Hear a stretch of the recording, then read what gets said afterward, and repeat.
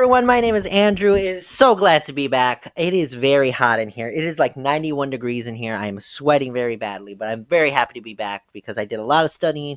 I'm still doing some studying and I'm still working and I'm being lazy at the same time. So I'm finally back and we're going to review The Dangers in My Heart. So the story starts with Kiyotaro Ichikawa, who honestly at the beginning he's a very gloomy kid. He really likes, death and chaos and violence and all these things. And he wants to go after one particular person. This particular person is Anna Yamada.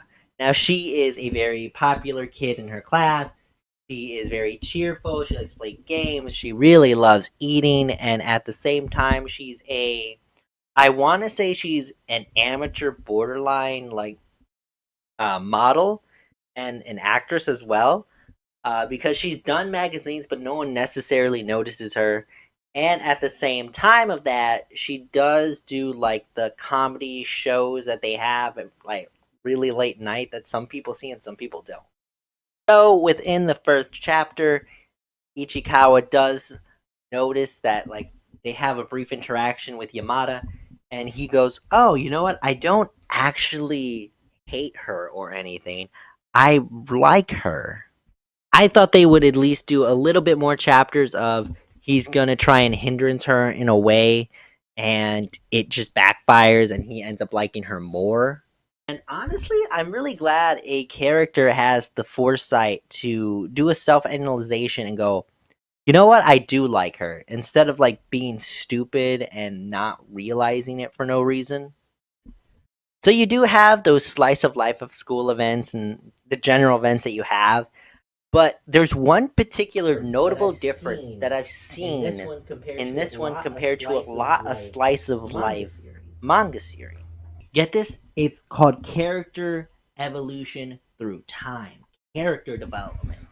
Now, this isn't what I mean where they have a conversation and the guy suddenly changes and now it's like, oh my god, I got it.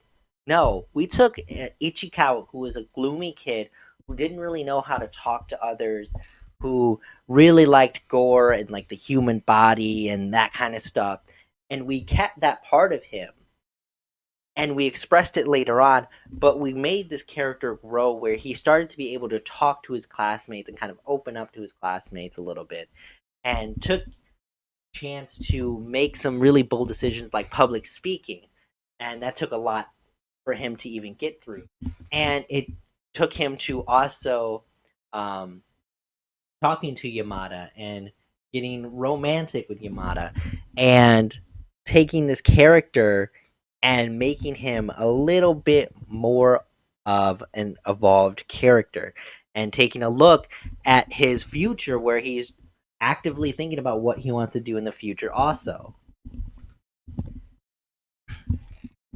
And that also goes for Yamada as well. You see her stress out, you see her be jealous, you see her wanting to say what she wants but not quite getting there. And she starts to transform a little bit too, where she starts to take her career more seriously.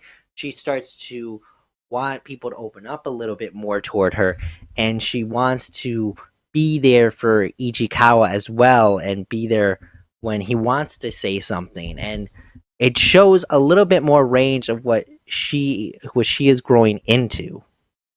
And they do a fantastic job because it's not just that he's getting acclimated to the class, but he's also getting very, very slowly getting acclimated to Yamada's friends.